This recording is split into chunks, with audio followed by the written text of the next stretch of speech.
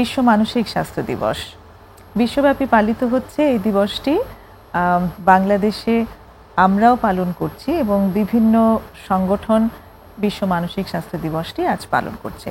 সুপ্রিয় দর্শক, আপনাদের সবাইকে আজ স্বাগত জানাচ্ছি এই বিশেষ দিবসের যে আলোচ্য বিষয় সেই বিষয়ে অংশগ্রহণ করবার জন্য। আজ আমরা যে বিষয়টি নিয়েছি সেটি আসলে এবারের মানসিক স্বাস্থ্য দিবসের প্রতিপাদ্য। বিষয়টি এরকম: দুর্যোগ ও জরুরি অবস্থায় মানসিক স্বাস্থ্য সেবা যেন পাওয়া যায়। আর এই বিষয়টি নিয়ে কথা বলবার জন্য আজ আমাদের স্টুডিওতে উপস্থিত আছেন ডাক্তার সাইফুন নাহার। তিনি সহযোগী অধ্যাপক হিসেবে আছেন জাতীয় মানসিক স্বাস্থ্য ইনস্টিটিউটে। আপনাকে স্বাগতম। ধন্যবাদ। কেমন আছেন? আছি আলহামদুলিল্লাহ, ভালো। আপনি ভালো আছেন? জি, আমি ভালো আছি। তো আমরা অ্যাকচুয়ালি আজকে মানসিক স্বাস্থ্য দিবস উপলক্ষে আমরা সবাইকে মানসিক স্বাস্থ্য দিবস সম্পর্কে সচেতন হবারই আহ্বান জানাবো শুরুতে, এবং শুভেচ্ছাও জানাচ্ছি সবাইকে। যে প্রতিপাদ্যটি নেওয়া হয়েছে এবারের জন্য খুব গুরুত্বপূর্ণ। দুর্যোগ এবং জরুরি অবস্থার কথা বলা হয়েছে, যে সময়ে মানসিক স্বাস্থ্য সেবা যেন পাওয়া যায়, এই ব্যাপারটিকে এবার হাইলাইট করার চেষ্টা করা হয়েছে। তা আমি শুরুতে আপনার কাছে একটু আসতে চাই এইভাবে, যে এই যে দুর্যোগ এবং জরুরি অবস্থা বলতে কি বোঝাচ্ছি? কোনগুলোকে আমরা দুর্যোগ বলছি, কোনগুলোকে আমরা জরুরি অবস্থা বলছি?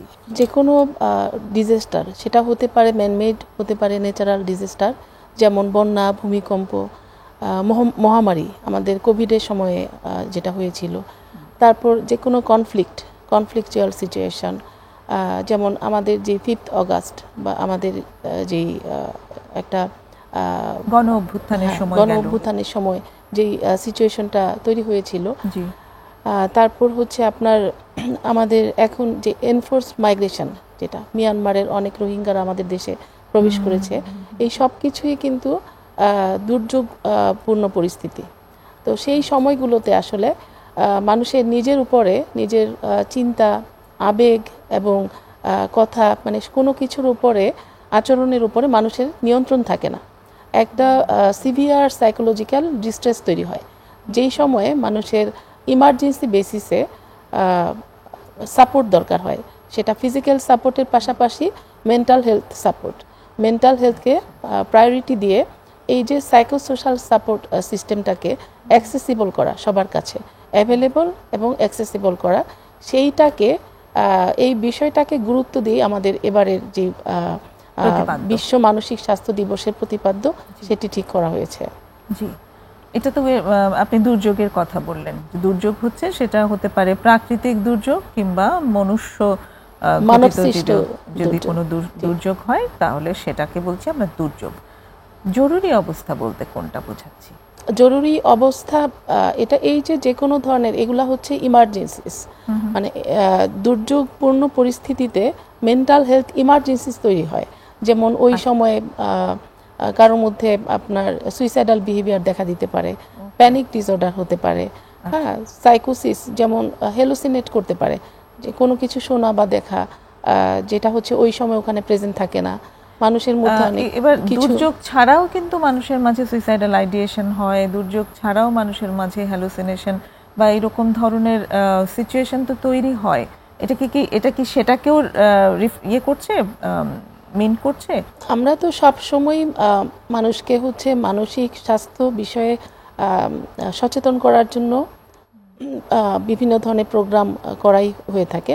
আমাদের এবারকার যে থিম, এটা হচ্ছে এবারকার যে বিষয়বস্তু, এটা হচ্ছে দুর্যোগ এবং জরুরি অবস্থায় ওই সময়টায় যে মানসিক স্বাস্থ্য সেবাটাকে এনশিওর করার জন্য, এটার জন্য অ্যাক্সেসিবল হয়, এবং সেখানে যেমন শারীরিক স্বাস্থ্য, ফিজিক্যাল হেলথকে যেমন প্রায়োরিটি আমরা দিয়ে থাকি বরাবরই, মেন্টাল হেলথ এবং এটার যে সাইকোসোশ্যাল সাপোর্ট সিস্টেম, এটা যেন প্রায়োরিটাইজড হয় এবং পাশাপাশি অ্যাক্সেসিবল হয়, এই বিষয়টাকে এনশিওর করার জন্য এবারের প্রতিপাদ্যটা ঠিক করা হয়েছে। জি, সুন্দর বলেছেন। তো অ্যাকচুয়ালি এই ধরনের দুর্যোগ বা জরুরি অবস্থায় সত্যি সবার শারীরিক সাপোর্টের কথাই সবাই বেশি ফোকাস করে। মানসিক স্বাস্থ্যের জায়গাটা অনেক বেশি কম প্রায়োরিটাইজড হয়ে যায়। তখন বেসিক নিডগুলো এত বেশি থাকে যে মানসিক জায়গার বিষয়টাকেও ভাববার অবকাশই পায় না, এরকমটা যেন হয়ে যায়। কিন্তু আপনি যেরকম বললেন যে এইরকম সময় এত টার্বুলেন্স হতে থাকে যে শারীরিক এর সাথে সাথে মানসিক জায়গাতে একজন মানুষ এত ক্ষতিগ্রস্ত হয়ে যায় যে তার একটা ইমিডিয়েট সাপোর্ট হলে তার হয়তো অতটা ক্ষতিগ্রস্ত হওয়ার সম্ভাবনাটা কমে যায়। তো এই জায়গাটি আসলে ফোকাস হওয়ার প্রয়োজন এবং খুব যথার্থই বলা হয়েছে এবার। এটা কারণ হচ্ছে যে আমরা আসলে মানসিক স্বাস্থ্যকে এনশিওর না করে আমরা আসলে আমাদের যে ওভারঅল যে সুস্থতা এটাকে আমরা এনশিওর করতে পারি না।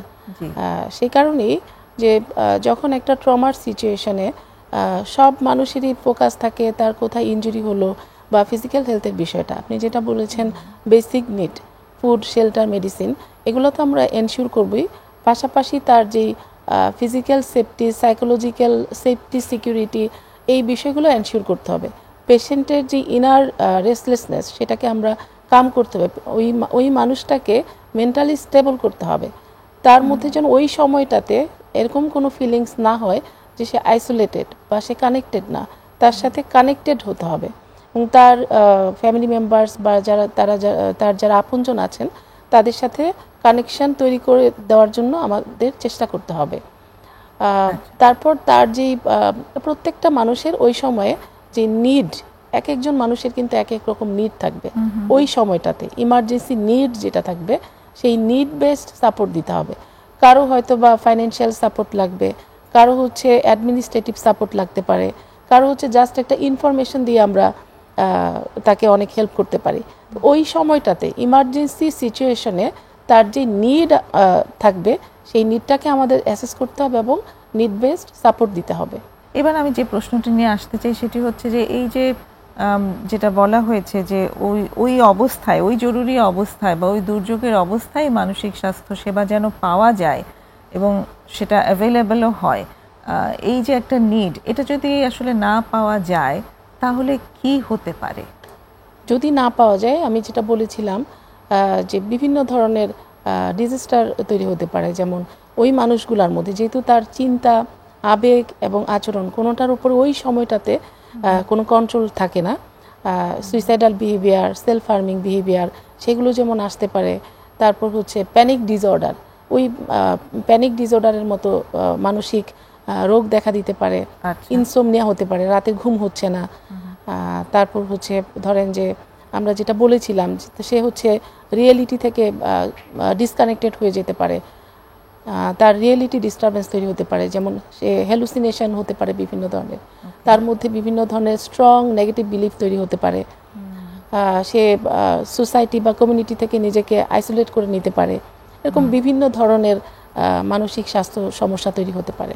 আচ্ছা, আপনার কথা থেকে আমি যেটা নিলাম সেখানে মানসিক রোগের দিকেও যেতে পারে, মানসিক রোগের দিকেও, শুধু সিম্পটমের না থেকে সেটা বড় ধরনের রোগের দিকেও যেতে পারে, গুরুতর মানসিক রোগের দিকেও চলে যেতে পারে। কোনো ম্যালঅ্যাডাপটিভ বিহেভিয়ারের দিকেও তারা ঝুঁকে পড়তে পারে, যেমন মাদকের দিকে ঝুঁকে পড়তে পারে, বিভিন্ন ধরনের বিহেভিয়ারাল অ্যাডিকশন যেমন পর্ন অ্যাডিকশন, গ্যাম্বলিং, বিভিন্ন ধরনের আচরণগত, এগুলাকে বলা হয় আচরণগত আসক্তি সমস্যা, সেগুলোর দিকেও ঝুঁকে যেতে পারে মাদকের পাশাপাশি। তার মানে আপনি বলছেন যে যদি সেই সাপোর্টটি না পাওয়া যায় তাহলে সেখানে অ্যাকচুয়ালি এইরকম বড় ধরনের মানসিক রোগ হতে পারে, কোনো ধরনের অ্যাডিকশনে জড়িয়ে যাবার সম্ভাবনা থাকতে পারে, ওভারঅল তার জীবন আসলে একটা বিচ্ছিন্নতার ভিতরে চলে যেতে পারে। জি, তো আমাদের দেশের প্রেক্ষাপটে আসলে এই যে অ্যাক্সেসেবল হওয়ার ব্যাপারটা যে বলা হয়েছে, আমাদের দেশের চিত্রটা আসলে কি? আমরা কতটুকু পেরেছি আসলে দুর্যোগ বা জরুরি অবস্থায় এই সেবাটি দিতে, আমরা কতটুকু পেরেছি? আমাদের দেশে যেটা আমাদের যে মেন্টাল হেলথ সার্ভিস সিস্টেম সেটি মূলত টারশিয়ারি কেয়ার সেন্টার ফোকাসড। এটা হচ্ছে প্রাইমারি অ্যান্ড সেকেন্ডারি লেভেলে এখনও কিন্তু মেন্টাল হেলথের যে স্পেশালাইজড সার্ভিস সিস্টেম সেগুলো কিন্তু এখনও এক্সিস্ট করে না। জি, আর যতটুকু আমাদের দেশে অ্যাভেলেবল আছে সেটাও কিন্তু অ্যাক্সেসিবল না, এটা বিভিন্ন কারণেই অ্যাক্সেসিবল না। এখানে স্টিগমা হচ্ছে একটা বড় ফ্যাক্টর, যে মানসিক স্বাস্থ্যের যেই সমস্যাগুলো হয় বা রোগ হয় এটাকে আমাদের দেশে এখনও পর্যন্ত মনে করা হয় জিনে ভূতে ধরা রোগ। ওরা কিন্তু এটার যে একটা সায়েন্টিফিক বেসিস আছে এবং শারীরিক রোগের মতোই এটা সায়েন্টিফিক্যালি ট্রিটমেন্ট করা যায়, এই বিষয়ে আমাদের দেশের লোকজন আসলে অতটা জ্ঞান রাখেন না, সচেতন না। অনেক ধন্যবাদ এই স্টিগমা ব্যাপারটাকে তুলে আনবার জন্য। একটা ছোট্ট বিরতি নেব আমরা এখন, বিরতি নিয়ে এসে আমরা স্টিগমা নিয়ে কথা বলবো। প্রিয় দর্শক, কথা হচ্ছে ডক্টর সাইফুন নাহারের সাথে মানসিক স্বাস্থ্য দিবসের প্রতিপাদ্য বিষয় নিয়ে। একটা বিরতি নেব, সঙ্গেই থাকবেন আশা করছি।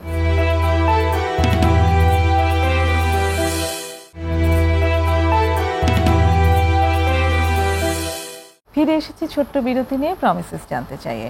কথা হচ্ছে ডক্টর সাইফুন নাহারের সাথে দুর্যোগ ও জরুরি অবস্থায় মানসিক স্বাস্থ্য সেবা যেন পাওয়া যায় এই বিষয়টির উপর। ডক্টর, যেখানটিতে ছিলাম যে আপনি খুব সুন্দরভাবে এনেছেন যে যতটুকু মানসিক স্বাস্থ্য সেবা আমাদের এখানে আছে ততটুকু সেবাও নিতে অনেক সময় মানুষ আগ্রহী হয় না, কারণ হচ্ছে সোশ্যাল স্টিগমা। কিছু সামাজিক নেতিবাচক ধারণা আছে মানসিক স্বাস্থ্য সেবা গ্রহণের দিক থেকে। তো এই জায়গাটি নিয়ে আপনি বলছিলেন, আমরা আরেকটু বিস্তারিত জানতে চাই যে ব্যাপারটা কি কারণে, কোথায় বাধা ফিল করে তারা। যেমন এই স্টিগমার কারণে অনেকেই হচ্ছে ট্রিটমেন্ট সিক করেন না। যেমন বিভিন্নভাবে তারা হচ্ছে ডিসক্রিমিনেশনের শিকার হন, চাকরি পাওয়ার ক্ষেত্রে, বিয়ে শাদীর ক্ষেত্রে। এবং অনেকে মনে করে যে এই মেন্টাল হেলথ ডিসঅর্ডারগুলো হচ্ছে কন্টাজিয়াস, হ্যাঁ, যার কারণে তাদেরকে আসলে তাদের সাথে যে এই ফ্যামিলিগুলোর সাথে যে কানেকশন রাখা, সেটাতে তারা হচ্ছে আসলে এই বিষয়গুলোকে এতটা নেগেটিভলি দেখা হয় যে ওই ফ্যামিলিগুলোকেও একটু আইসোলেট করে রাখা হয়, একটু ভিন্নভাবে দেখা হয়।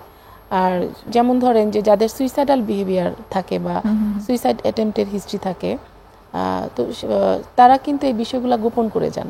কারণ হচ্ছে সুইসাইড বাংলাদেশে এখনও কিন্তু এটা ক্রিমিনালাইজড। তো যার কারণে যেই ফ্যামিলিতে কারো কমপ্লিটেড সুইসাইডের হিস্ট্রি থাকে বা সুইসাইডাল বিহেভিয়ার থাকে, তারা কিন্তু খুব মানে খুব স্বাচ্ছন্দ্য বোধ করেন না ট্রিটমেন্ট সিক করার ক্ষেত্রে, এবং অনেক ক্ষেত্রে দেখা যায় এটা গোপন রাখেন। আবার যারা মাদকে আসক্ত, হ্যাঁ, তাদেরকে যিনি মাদকে আসক্ত ব্যক্তি তার সাথে সাথে যারা ফ্যামিলি মেম্বার্স তাদেরকেও কিন্তু খুবই একটু মানে বেশ ভিন্নভাবে দেখা হয়, একটু নেতিবাচকভাবে। হ্যাঁ, সেই লজ্জা ভয় থেকে তারা আসলে এই বিষয়গুলা যে কারোর সাথে ওপেনলি ডিসকাস করবেন, ইভেন তার বন্ধুর সাথে বা প্রতিবেশীর সাথে, ওই মানে স্বাচ্ছন্দ্যটা থাকে না, কমফোর্ট জোনটা থাকে না। তো যার কারণে কোথায় গেলেই ট্রিটমেন্ট পাওয়া যাবে, বা যদি এরকম কোনো সাইকিয়াট্রিক হাসপাতালে গিয়ে ট্রিটমেন্ট নিতে যান, সেখানে তো তাকে পাগল হিসাবে চিহ্নিত করা হবে। এই ধরনের ভয়ের কারণে, লজ্জা ভয়, এই জায়গাগুলোর কারণে আসলে তারা অনেক সময় ট্রিটমেন্ট সিক করেন না। একদমই যথার্থ বলেছেন। আসলে আমি যেমন একটা মানে যে প্রমিসেস মেডিকেলের সাথে আমি যেভাবে কাজ করি, সেখানে আমি কিন্তু যারা ক্লায়েন্ট ভর্তি হন তাদের পরিবারদের কাছ থেকে এটা শুনতে পাই যে তারা কেউ বলে না যে তাদের একজন পরিবারের সদস্যকে তারা রিহ্যাবিলিটেশন সেন্টারে ড্রাগ অ্যাডিকশনের ট্রিটমেন্টের জন্য ভর্তি করিয়েছে। তারা বলে যে ওদেরকে হয়তো বিদেশে পাঠিয়ে দিয়েছি কিংবা অন্য কোথাও আছে, আত্মীয় স্বজনের কাছে বা পাড়া প্রতিবেশীর কাছে তারা এভাবেই প্রচার করে। যার কারণে যদি আর্লি স্টেজে ট্রিটমেন্ট সিক করা হয় তখন যেরকম আউটকামটা ভালো হয়, এটা যতই দিন যেতে থাকে, মাদক কিন্তু ব্রেন ড্যামেজ করে। মাদক ব্রেন ড্যামেজ করে, এটা যত দিন যেতে থাকে তখন কিন্তু প্রগনোসিসটা অতটা ভালো হয় না। তো এই বিষয়গুলো প্রত্যেকটাই খুব গুরুত্বপূর্ণ। এই জায়গাটিতে তো আসলে যথেষ্ট জ্ঞানের অভাব রয়েছে, কারণ বেশিরভাগদেরই মনে হয় যে মাদকাসক্তি এটা একটা কোনো রোগ না, এটা হচ্ছে ইচ্ছা করে কেউ মাদকে আসক্ত হয় এবং ইচ্ছা করলেই সেখান থেকে কেউ বেরিয়ে আসতে পারে। আমাদের প্রতিটা ক্ষেত্রেই, যেমন একজন ডিপ্রেশনের পেশেন্ট, বাবা মা নিজেই বলে যে মন ভালো করে ফেললেই তো হয়। হ্যাঁ, এটা তো আসলে বায়োলজিক্যাল বেসিস আছে। আমাদের যে বিভিন্ন নিউরোকেমিক্যালস, সেগুলোর মধ্যে এক ধরনের ডিসরেগুলেশন হওয়ার কারণে কিন্তু এই আবেগজনিত সমস্যাগুলো হয়, অথবা অন্যান্য যে মানসিক রোগগুলা, সেগুলোর কিন্তু নিউরোবায়োলজিক্যাল বেসিস আছে, যেখানে আমরা হচ্ছে যেটার উপরে বেস করে আমরা ফার্মাকোলজিক্যাল ম্যানেজমেন্ট দিয়ে থাকি। তো চাইলেই কিন্তু একজন মানুষ যার ডিপ্রেসিভ ডিসঅর্ডার আছে, সে চাইলেই তার মনটা ভালো করে ফেলতে পারবে না। তো এই যে ইগনোরেন্সের জায়গাগুলা, সেখান থেকে বের হয়ে আসার জন্যে আসলে আমাদের বেশি করে কথা বলতে হবে মানসিক স্বাস্থ্য সম্পর্কে, মানসিক রোগ সম্পর্কে। হ্যাঁ, এগুলা নিয়ে আমাদের অনেক বেশি কথা বলতে হবে। সচেতনতা তৈরি করার জন্য আমাদের বিভিন্ন ধরনের প্রোগ্রাম অ্যারেঞ্জ করতে হবে। এই মানুষগুলোকে আসলে সবাই এদের কাছ থেকে একটু দূরত্বই বজায় রাখে।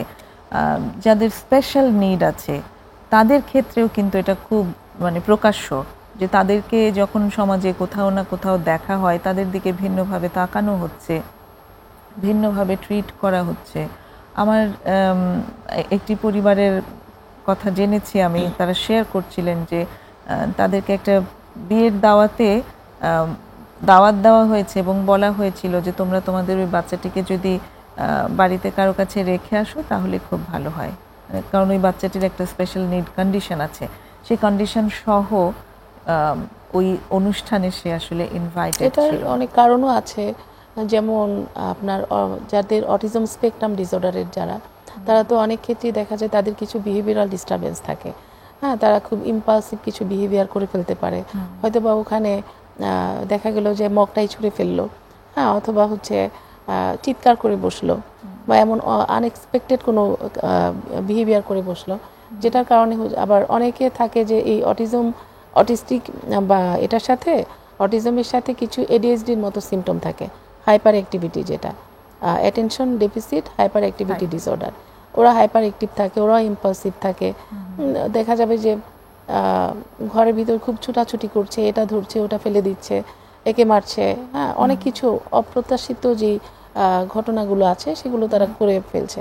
তাই সেই কারণে আসলে কোনো একটা যেখানে ফাংশন চলছে সেখানে আসলে তাদেরকে আসলে কেউ চায় না যে এই বাচ্চাগুলো সেখানে থাকুক। এই ঘোষণা দিয়ে যখন বলা হয় তখন সেই পরিবারটির জন্য এটা ভীষণ হৃদয়টা ভেঙে দেওয়ার মতো, ট্রমাটাইজিং আসলে, যে আমার বাচ্চাটি স্পেশাল এবং সে আসলে এক্সপেক্টেড না তাদের কাছে।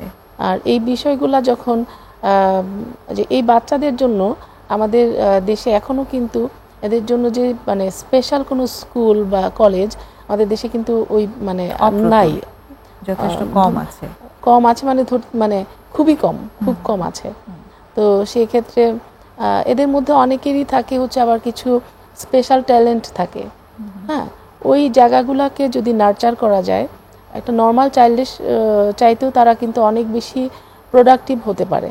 তো এই যে তাদেরকে নার্চার করার জন্য যে রিসোর্স থাকার দরকার আমাদের ন্যাশনাল লেভেলে হোক বা প্রাইভেট লেভেলে, সেগুলোর কিন্তু অনেক স্কারসিটি আছে। তো এই বিষয়গুলো আসলে অ্যাড্রেস করা উচিত। হ্যাঁ, যেটা যেখানে বলা হচ্ছে যে স্বাস্থ্যসেবা যেন পাওয়া যায়, তো স্বাস্থ্যসেবাটি অ্যাভেলেবল করবার কাজটাও কিন্তু আসলে সরকারের।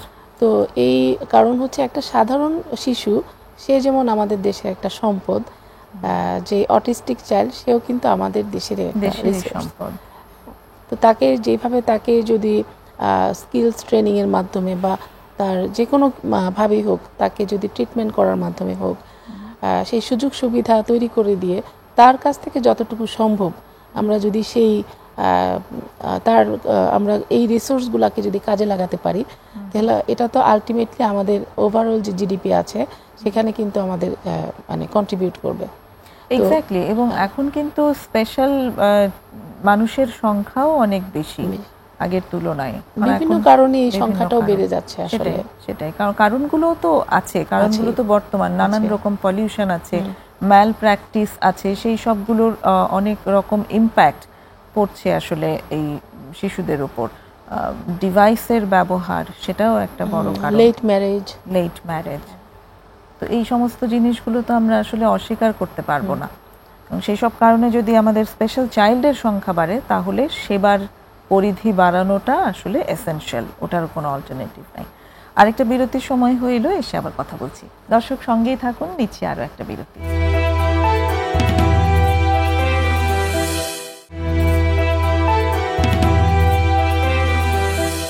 ফিরে এসেছি প্রমিসেস জানতে চাই বিরতির পর। সঙ্গে আছেন ডক্টর সাইফুন নাহার, আর আলোচনা হচ্ছে মানসিক স্বাস্থ্য দিবসের প্রতিপাদ্য বিষয় নিয়ে, দুর্যোগ ও জরুরি অবস্থায় মানসিক স্বাস্থ্য সেবা যেন পাওয়া যায় এই বিষয়ের উপর। যে সামাজিক যে নেতিবাচক বা কুসংস্কার আছে মানসিক স্বাস্থ্য সেবা নিয়ে, সেটি নিয়ে কথা বলেছি এবং আমরা অনেক কথা বলছি। কিছু স্টিগমা নিয়ে আমরা আসলে অলরেডি হয়তো অ্যাড্রেস করতে সক্ষম হয়েছি, যে কারণে আমরা এরকম একটা প্ল্যাটফর্মে আজ কথা বলবার সুযোগ পেয়েছি এবং অনেক মানুষ মানসিক স্বাস্থ্য সেবা নিতে আসছেও। যদিও সেই সংখ্যাটা কম, কিন্তু তারপরও অনেকেরই মাঝে এই সচেতনতাটা এখন তৈরি হয়েছে। তো এবার আমি যে প্রশ্নটি নিয়ে আসতে চাই সেটি হচ্ছে যে এই যে দুর্যোগ এবং জরুরি অবস্থায় স্বাস্থ্যসেবা ইমিডিয়েটলি যে দেওয়ার কথা বলা হয়েছে, এটা আসলে কিভাবে দেওয়া সম্ভব? যদি একটু ইনসিডেন্ট নিয়ে আসি, যেমন কিছুদিন আগে একটা দুর্যোগপূর্ণ অবস্থার ভেতর দিয়ে আমরা গেলাম, যেমন স্কুলে একটা অ্যাক্সিডেন্টের ঘটনা ঘটলো, প্লেন ক্র্যাশের মতো একটা ঘটনা, যেটাতে সমগ্র জাতি আসলে আপ্লুত হয়েছে আবেগে। এখানে অনেকগুলো মানুষ খুব ডাইরেক্টলি ইম্প্যাক্টেড হয়েছে। তো এটা তো একটা জরুরি অবস্থা ছিল, তাই না? দুর্যোগ এবং জরুরি অবস্থা, একটা জরুরি অবস্থা।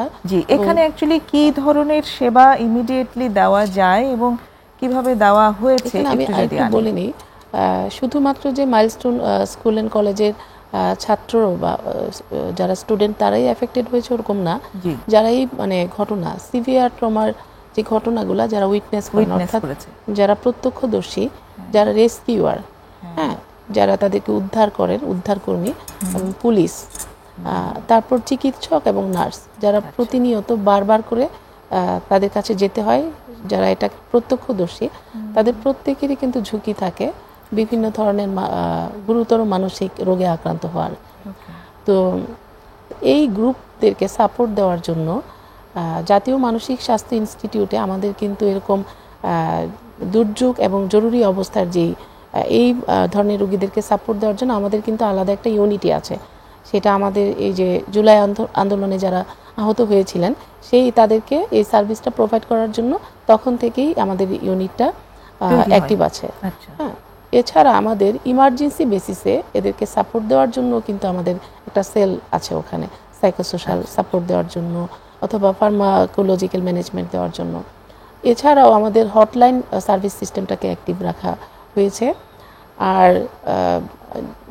এবং সাইকোসোশ্যাল সাপোর্ট টিম, হ্যাঁ, সাইকিয়াট্রিস্ট, তারপর সাইকোলজিস্ট এবং সোশ্যাল ওয়ার্কার, এদের মাধ্যমে গঠিত টিম, সেটা আমাদের জাতীয় মানসিক স্বাস্থ্য institute, Bangladesh medical university, Dhaka medical college hospital এবং বিভিন্ন জায়গা থেকে ঢাকা ইউনিভার্সিটির যারা কাউন্সিলর এবং সাইকোথেরাপিস্ট আছেন এবং বিভিন্ন জায়গার ব্র্যাক ইউনিভার্সিটি এবং বিভিন্ন প্রাইভেট যে নন গভর্নমেন্টাল যে অর্গানাইজেশনগুলো আছে সেখান থেকেও যারা কাউন্সিলর বা সাইকোথেরাপিস্ট আছেন তাদের বিভিন্ন টিম ওই যে ট্রমার যে স্পট আছে সেখানে গিয়ে তাদেরকে সার্ভিস প্রোভাইড করার জন্য টিমের মাধ্যমে কিন্তু এই সাপোর্টটা দেওয়ার ব্যবস্থা এবার উদ্যোগ গ্রহণ করা হয়েছে। তাছাড়া যে বার্ন ইনস্টিটিউটে গিয়ে তাদেরকে ইমিডিয়েটলি যাদের যেটা দরকার, কাউন্সিলিং যাদের দরকার, যেমন আমি গিয়েছিলাম সিএমএইচে আমার টিম নিয়ে, হ্যাঁ, তো আমরা ওখানে গিয়ে যেটা দেখলাম যে তাদের পর্যাপ্ত, তাদের আসলে ম্যান পাওয়ার আছে, সাইকিয়াট্রিস্টও আছে, তাদের আসলে সাইকোলজিস্টও আছে এই সাপোর্ট দেওয়ার জন্য। এবং সেখানে যারা পেশেন্ট ছিল, অ্যাডাল্ট পেয়েছিলাম 2 জনের মতো, বেশিরভাগই ছিল মানে চিলড্রেন, অ্যাডোলেসেন্ট ছিল 2 জন।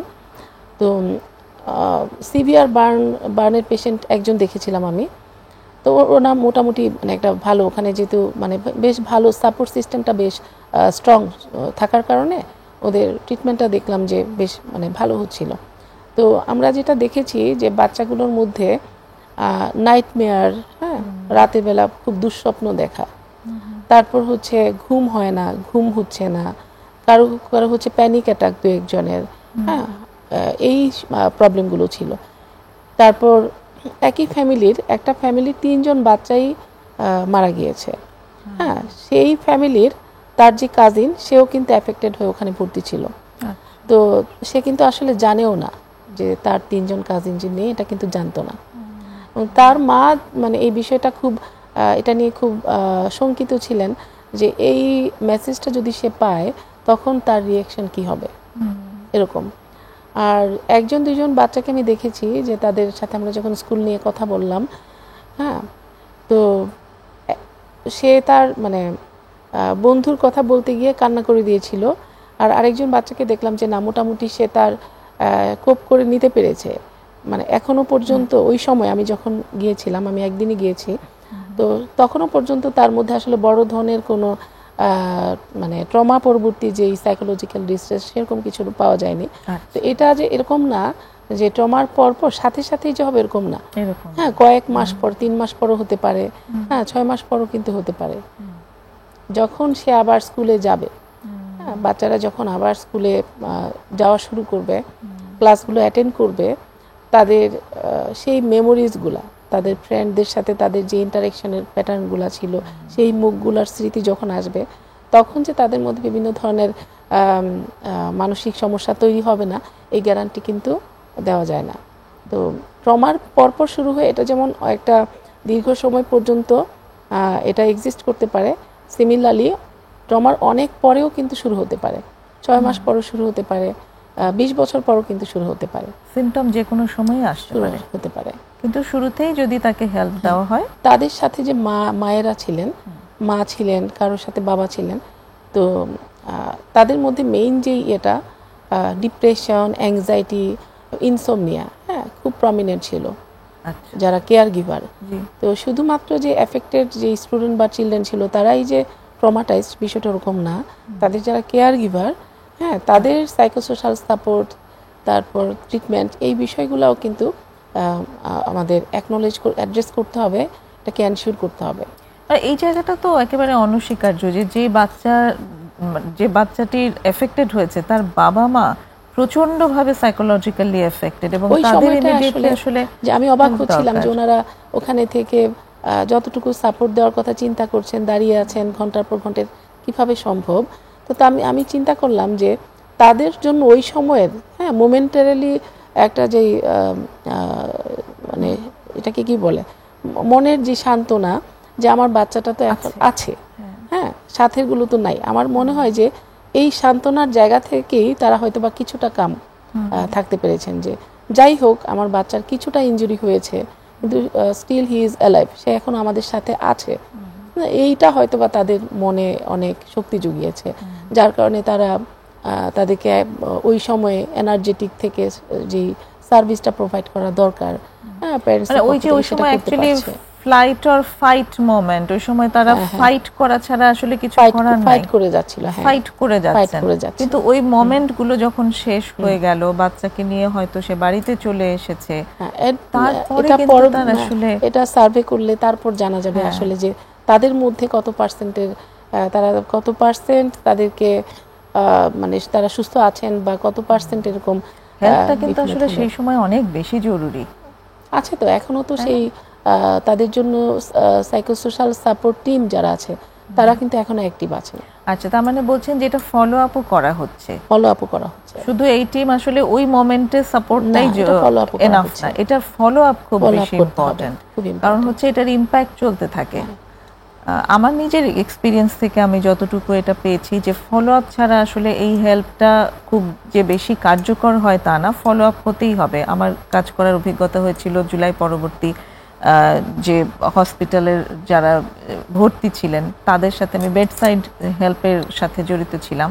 তো সেখানে গিয়ে অ্যাকচুয়ালি আমার কাছে যেটা ফিল হয়েছে যে ওই ফলো আপ যখন আমরা দিতে পেরেছি তখন যারা ডিরেক্টলি মানে ট্রমা এক্সপিরিয়েন্স করেন, তারা যারা এটা উইটনেস করেন তারা, এবং যারা এটা যারা মানে শুনেন অন্য কারো মাধ্যমে, টেলিভিশনে নিউজ দেখেও কিন্তু ট্রমাটাইজড হতে পারে।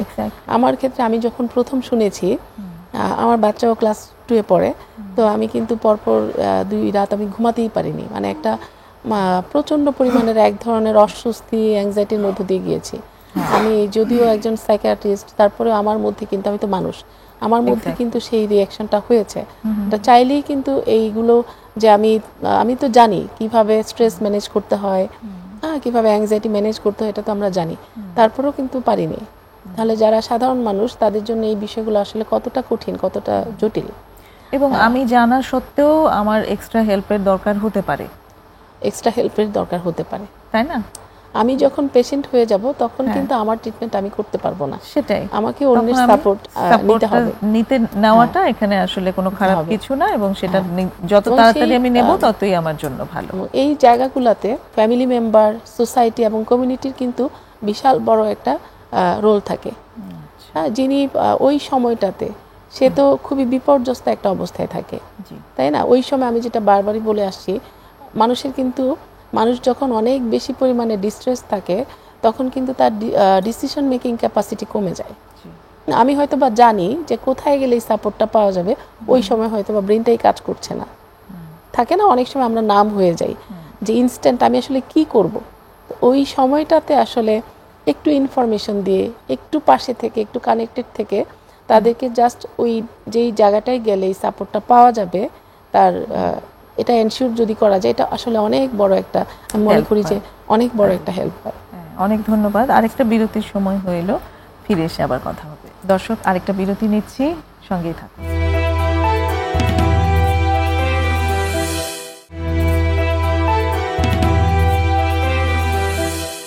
আপনারা দেখছেন প্রমিসেস জানতে চাই। আজ কথা হচ্ছে দুর্যোগ ও জরুরি অবস্থায় মানসিক স্বাস্থ্য সেবা যেন পাওয়া যায়, এটি হচ্ছে বিশ্ব মানসিক স্বাস্থ্য দিবসের প্রতিপাদ্য। এই বিষয়টি নিয়ে কথা বলছি আমরা ডাক্তার সাইফুন নাহারের সাথে।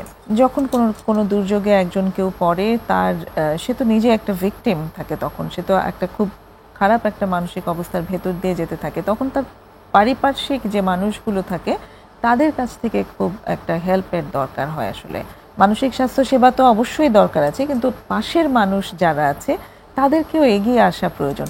এবার তাদের কাছ থেকে কি ধরনের হেল্প পাওয়া গেলে তার জন্য উপকারী হবে? যেমন আমরা বলেছি যে তাদের প্যানিক অ্যাটাক হতে পারে, প্যানিক ডিসঅর্ডার হতে পারে। হ্যাঁ, তো এই প্যানিক ডিসঅর্ডারের রোগীদের যেই এক্সপিরিয়েন্স, সেটা হলো তাদের রিকারেন্ট আনএক্সপেক্টেড প্যানিক অ্যাটাক হয়। সেটাতে সিমটমগুলো যেমন থাকে যে খুব পালপিটেশন হতে থাকে, বুক ধরফর করে, শরীর অনেক ঘামতে থাকে, তারপর মনে হয় যেন বুক কেউ শ্বাসটা মনে হয় বন্ধ হয়ে আসছে, বুকটা মনে হয় একদম চেপে আসছে। হ্যাঁ, চেস্ট টাইটেনিং যেটাকে বলা হয়, বা চেস্ট ডিসকমফোর্ট। কারো কারো মনে হয় যে এই কেমন জানি একটু ফেইন্ট হয়ে যাচ্ছে, ডিজি ফিল হয়। হ্যাঁ, তো ওই সময়টাতে মানুষের নিজের উপরে নিয়ন্ত্রণ থাকে না। অনেকে অনেক সময় দেখা যায় ছুটোছুটি করতে থাকে। এইটা এত খুব অল্প সময়ের মধ্যে, কয়েক মিনিটের মধ্যে এটা খুব তীব্র মাত্রায় পৌঁছে যায়। তো যেহেতু মনে হচ্ছে যে কে যেন চারদিকে মনে হয় শ্বাসটা বন্ধ হয়ে আসছে, বুকটা চেপে আসছে, তো ওই সময়টায় তার মনে হতে থাকে যে সে মনে হয় মরেই যাচ্ছে, এটা মনে হয় তার মনে হয় হার্ট অ্যাটাক হচ্ছে, বা তার হচ্ছে স্ট্রোক হচ্ছে হয়তো বা। হ্যাঁ, তখন এরকম ছোটাছুটি করতে থাকে। তো এই রোগীগুলাকে ফ্যামিলি মেম্বাররা ইনিশিয়ালি যেটা করে, তারাও কিন্তু মনে করে ওর হয়তো বা হার্ট অ্যাটাক হচ্ছে। তারা কিন্তু এরকম ইমার্জেন্সি, যে কোনো হাসপাতালের ইমার্জেন্সিতে নিয়ে যায়। তো এরকম নিয়ে যাওয়ার পর সেখানে তাদেরকে অক্সিজেন দেওয়া হয়, বা তাদের বিভিন্ন পরীক্ষা নিরীক্ষা করা হয়। তো একটা পর্যায়ে কিন্তু গিয়ে দেখা যায় যে না, তাদের আসলে সব রিপোর্ট নর্মাল, কোনো কিছু পাওয়া যায় না। তো বারবারই যখন এরকম হয়, তো বারবারই ফ্যামিলি মেম্বাররা নিয়ে যাচ্ছে, 2বার 3বার নেওয়ার পর একটা পর্যায়ে গিয়ে ফ্যামিলি মেম্বাররা কিন্তু বিরক্ত হয়ে যায়। তো তখন ওই সময়টাতে তাদেরকে ধমক না দিয়ে, বা তাদের সাথে রাগারাগি না করে, ওই সময়টাতে তাদেরকে যদি একটু তাদের সাথে এমপ্যাথেটিক বিহেভিয়ার করা যায়, যেমন তাদের ওই সময়টাতে তাদেরকে যদি বলা হয় এটা তোমার প্যানিক অ্যাটাক, এটা হার্ট অ্যাটাক না, এটা অল্প সময়ের মধ্যে ঠিক হয়ে যাবে, জাস্ট এটা রিমাইন্ড করিয়ে দেওয়া। এবং তাদেরকে আমরা যেটা শিখিয়ে থাকি রিল্যাক্সেশন এক্সারসাইজগুলো বা ডিপ ব্রিদিং এক্সারসাইজ, যে ওই সময়টাতে অ্যাসিস্ট করা হয় যে তুমি এখন গভীরভাবে শ্বাস নাও, হ্যাঁ, শ্বাস নাও, শ্বাস ছাড়ো। এই এক্সারসাইজটা যদি কেউ মানে তাকে যদি করার জন্য কেউ অ্যাসিস্ট করে, তখন মনে হয় অল্প সময়ের মধ্যে আসলেই সে প্যানিক অ্যাটাক থেকে সে কিন্তু রিলিভড হবে। তাহলে অল্প একটু সাপোর্ট কিন্তু তার কনফিডেন্স বাড়িয়ে দিল, এবং খুব অল্প সময়ের মধ্যে তার নিজের উপরে কন্ট্রোল সে নিয়ে আসতে পারবে। কিন্তু ওই সময়টায় যদি কেউ ধমক দেয়, তাকে গালিগালাজ করে, তোমার আসলে কিছুই হয় নাই, এত মানে বারবার আমরা পরীক্ষা করছি, ডাক্তাররা বলেছে কিছুই হয় নাই, এগুলো তুমি অভিনয় করো, এইভাবে যদি তার সাথে কথা বলা হয়, বা তার প্রতি যদি এরকম নেগেটিভ বিহেভিয়ার দেখানো হয়, তখন কিন্তু সে ডিমোরালাইজড হয়ে যাবে। পরবর্তীতে তার যখন অ্যাটাক হবে, বা তার মধ্যে যখন অ্যাটাক নাও হয়, প্যানিক ডিসঅর্ডারের রোগীদের কিন্তু ইন বিটুইন অ্যাটাকস তার কিন্তু এরকম একটা ভয় কাজ করতে থাকে, আরেকটা অ্যাটাক যদি হয় তখন কি হবে, এবার তো যদি মরেই যাই, হ্যাঁ, এরকম কিন্তু বিভিন্ন চিন্তা ভাবনা কাজ করতে থাকে। তাহলে আমরা যদি পুরো ফ্যামিলির ভালোর কথা চিন্তা করি, বা আমাদের ওভারঅল সোসাইটি কমিউনিটির কথা চিন্তা করি, তাহলে কিন্তু ওই মানুষটাকে ওই সময়টাতে তার যে ক্রাইসিস মোমেন্ট, তখন তাকে সাপোর্ট দিতে হবে। জানতে হবে আসলে তার কোন ধরনের, তার হয়তো বা ইসিজি রিপোর্ট নর্মাল আসছে, তার ইকোকার্ডিওগ্রাম নর্মাল আসছে, অন্যান্য সব পরীক্ষার রিপোর্ট নর্মাল, তার মানে এই না যে তার কোনো রোগ নাই বা সে সাফার করছে না, সে মানসিক রোগে সাফার করছে, যেটা অন্য কোনো পরীক্ষার মাধ্যমে এটা ধরা পড়ে না আসলে। এটা আমরা আমাদের বিভিন্ন অ্যাসেসমেন্ট সিস্টেম আছে, সেইভাবে আমরা এটা অ্যাসেসমেন্ট করে থাকি। তো একই রকমভাবে একজন সিভিয়ারলি ডিপ্রেসড মা যে বুঝতে পারে তার বাচ্চার জন্য সে প্রতিদিন সিনসিয়ারলি বাচ্চার জন্য যা যা করার দরকার সবই করে, ইদানিং 2-3 সপ্তাহ ধরে তার কি যেন হয়েছে, সে বুঝতে পারে তার করতে হবে, বাচ্চাটাকে নিয়ে পড়াতে বসতে হবে, খুব ভোরে উঠে তার জন্য টিফিন ক্যারিয়ার রেডি করতে হবে বা আনুষঙ্গিক যা যা কাজ মায়েরা করে থাকেন, কিন্তু তার সেই ভিতর থেকে তার জন্য এনার্জি সে পাচ্ছে না, ভিতর থেকে সেই ড্রাইভে আসছে না। তো এই মাটাকে যদি যেই সন্তানের বাবা বা অন্য ফ্যামিলি মেম্বাররা যদি বকাঝকা করেন, তাহলে কিন্তু তার রিকভারি তো হবেই না, সে ধীরে ধীরে তার এই ডিপ্রেশন আরো ডিটারিওরেট করতে থাকবে। তো আলটিমেটলি সেটার ফার্স্ট ভিকটিম কারা হবে? সন্তানগুলো কিনতে হবে, তাই না? সন্তানদেরও কিন্তু ধীরে ধীরে দেখা যাবে যে তারা পড়াশোনা থেকে অনেক পিছিয়ে যাচ্ছে, তাদের স্বাস্থ্য অবনতির দিকে যাচ্ছে। তো এই জন্য মায়ের স্বাস্থ্যটা যদি মা বা যে কোনো কারো, আমি একটা সিম্পল বিষয় ডিপ্রেশন নিয়ে বললাম, হ্যাঁ, ডিপ্রেশন কিন্তু এটার ব্যাপ্তি কিন্তু অনেক বিশাল। ডিপ্রেশন ট্রিটমেন্ট করলে খুব অল্প সময়ে ভালো হয়ে যায় এবং কিছু রোগীর 100%ই কিওর হয়, কিন্তু ডিপ্রেশন একটা মানুষকে কিন্তু অনেক বেশি পরিমাণে ডিসেবল করে ফেলতে পারে। ডিপ্রেশন থেকে কিন্তু সুইসাইড মানুষ করে ফেলে, তাই না? মানুষ যে সুইসাইড করে সেটা কিন্তু ডিপ্রেশন থেকেই। তো আলটিমেটলি এবং অন্যান্য কিছু কারণও থাকে, সাইকোসিসের পেশেন্টও সুইসাইড করতে পারে, সেটার পার্সেন্টেজ কম। তো বেশিরভাগ সুইসাইডাল পেশেন্ট কিন্তু ডিপ্রেশনের কারণেই হয়। পরিবারের সদস্যদের বা চারপাশে যারা মানুষ আছে, কাছের মানুষ, তাদেরও খুব বড় দায়িত্ব আছে যে মানুষটি সাফার করছে তাকে যেন তারা অ্যাটলিস্ট ফ্যাসিলিটেট করে দেন, যে তারা যেন স্বাস্থ্যসেবা, মানসিক স্বাস্থ্য সেবা নিতে যায়। তো আমরা কিভাবে আমাদেরকে পরিচালনা করলে আমরা আরো বেশি রেজিলিয়েন্ট হতে পারবো, যে যাতে আমরা যে কোনো দুর্যোগে নিজেদেরকে অ্যাটলিস্ট ম্যানেজমেন্টে রাখতে পারবো? যে ফিজিক্যাল হেলথ, এটার পাশাপাশি মেন্টাল হেলথ, এটাকে এনশিওর করার জন্য রেগুলার ফিজিক্যাল এক্সারসাইজ এটা কিন্তু খুব ইম্পর্টেন্ট। আমরা শুধু মনে করি যে ফিজিক্যাল এক্সারসাইজ এটা শুধু জিমে গিয়েই করা যায়, বিষয়টা আসলে ওরকম না। আমরা যদি ওয়াকিং, এটা হচ্ছে বেস্ট এক্সারসাইজ, এবং সপ্তাহে 5 দিন 30 মিনিট করে যদি কেউ খুব দ্রুত হাঁটেন, এটা একটা মানুষকে মানসিকভাবে এবং শারীরিকভাবে দুদিক থেকেই সুস্থ রাখে। আচ্ছা, এটা হচ্ছে বেস্ট এক্সারসাইজ, এটা মাথায় রাখতে হবে। তারপর দৌড়ানো হতে পারে, বা যদি কেউ জিমে গিয়েও বিভিন্ন ধরনের এক্সারসাইজ করেন, সেটাও মানুষকে সুস্থ রাখবে। এটা ছাড়াও আমাদের যেই ডেইলি রুটিন, আমাদের যদি প্রত্যেকটা মানুষের একটা ডেইলি রুটিন থাকে এবং আমরা যদি সেই স্কেজুল ওয়াইজ আমরা যদি মুভ করি, আমাদের টাইম ম্যানেজমেন্ট ভালো হয়, হ্যাঁ, যেটা আমাদের অনেক স্ট্রেস কমিয়ে দেয়।